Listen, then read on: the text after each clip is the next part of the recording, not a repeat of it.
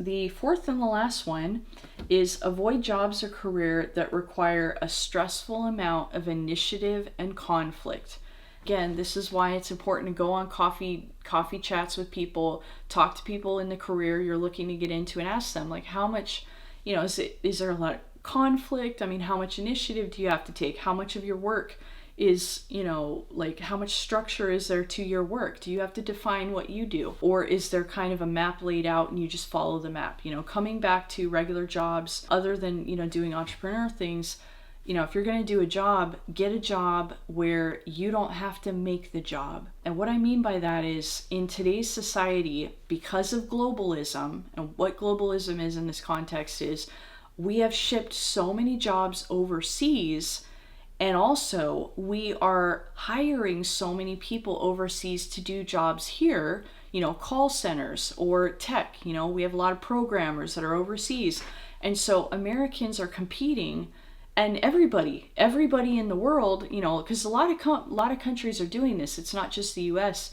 And so we're ending up in this situation where when you're looking for a job and you're doing work, it's like you're competing with everybody in the whole world, and it makes work incredibly competitive. And because of that, businesses have to slash jobs locally and hire, less people to do the same amount of work so that they can stay profitable and stay competitive and not be undercut by some, business in India where the exchange rate means that they can work for pennies while the American company has to work for dollars, and it's just not profitable. And so because of that, a lot of companies are understaffed, and you end up you don't get, maybe the management you need. There's not as many managers to outline the work that needs to get done. Me working in tech, this isn't a problem I saw all the time.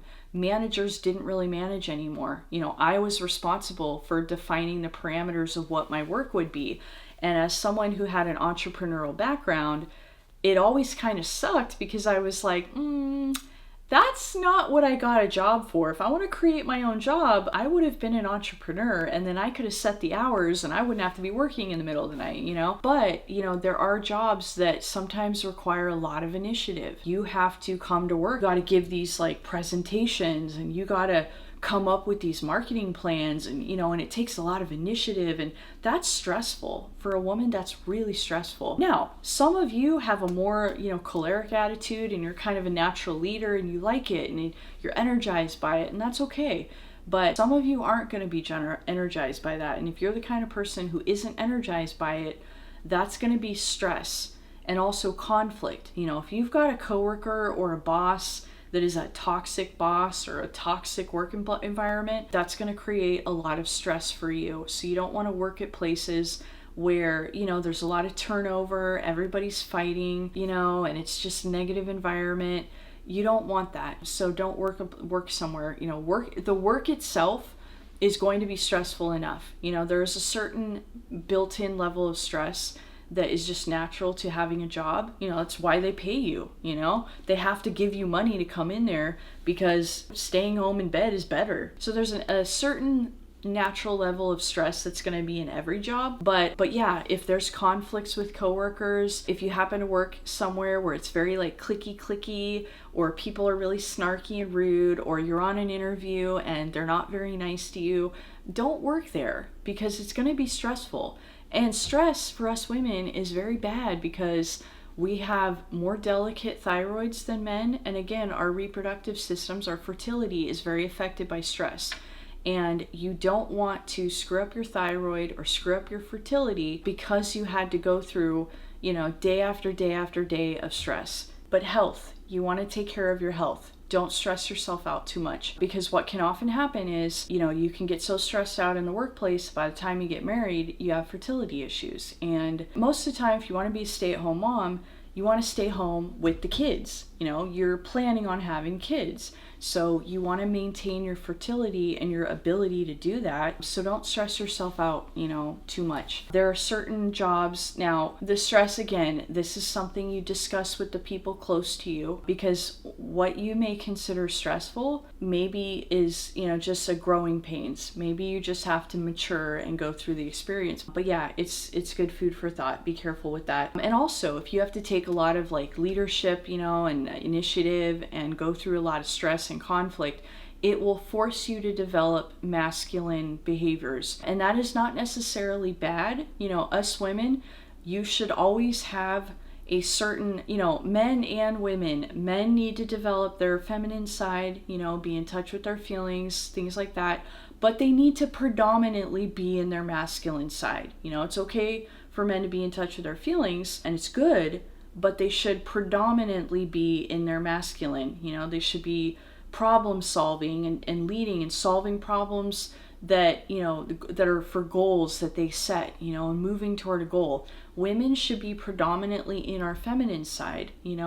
We should be connecting with others, and we should be nurturing and, socializing and learning about the softer side of life and the more, beautiful side of life, and taking care of those that are weaker than us.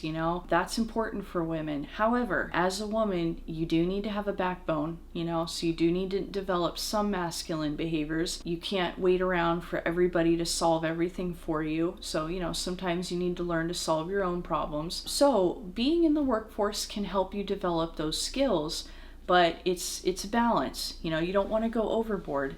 And if you end up in a stressful work environment, it can force you to have to overdevelop those masculine skills just as a coping method, and then that becomes difficult when you're dating, because then you'll have this masculine way of relating to everyone around you, and that can kind of work against you in the dating world. So it's something to be aware of. Now, like I said, there's a natural amount of stress, but if you find yourself crying at work, I'm serious, if you're going in the bathroom and crying at work on a regular basis, if it's happening a couple times a month, every month after month after month, you need a new job.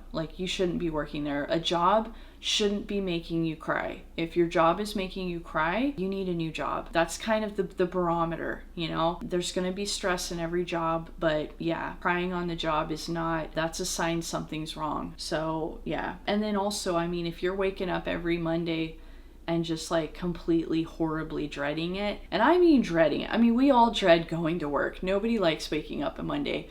But if you're to the point where you're bummed that you didn't catch cancer so you could have gotten out of work, if it's that bad where you're wishing you develop a terminal illness so that you didn't have to go to work, you need a new job, okay? Seriously. And I'm saying this because I've been there. I've had jobs where I'm I wish I had cancer so I didn't have to come in here. I'm serious. They were that bad. But anyways, so this is a long rambly video, like all my long rambly videos. But anyways, I hope this was helpful for you. If you have a question or a comment, leave it down below. You can, if you like this and you want to hear more, subscribe, hit the bell, get notified. YouTube's notification system is a little wonky, so you might want to actually come back to the channel page every so often, because it doesn't always notify even when you hit the bell. Seems to be a bug they have. But yeah, I hope that was helpful. Those are just some things to keep in mind. Those 4 things are kind of the biggest factors you need to keep in mind, and the biggest criteria you need to judge a job or career with if you want to be a homemaker. These are the things to watch out for so that you don't get sucked into this black hole and get made into some career woman against your will. So anyways, just some stuff to keep in mind. These are things I've learned the hard way. Like I said, I'm getting married in my 30s. I've worked ever since I was 19. I worked in college, so I got my first job when I was 17, and then I took a year off when I went to college, the liberal arts college. But other than that, I've been working since I was 17. And this is all the stuff I have learned through difficult suffering. I had to learn this the hard way, because I was somebody that wanted to be a homemaker from the beginning, and I only had jobs because I couldn't live at home and I had to pay bills. So these are the 4 things that, you know, tripped me up, or if I didn't, the college debt didn't trip me up, I at least dodged that bullet. But these are things I learned the hard way, and I don't want you to have to learn them the hard way. So I am sharing them on this video. So anyways, I hope that was helpful, and I guess I'll see you next time.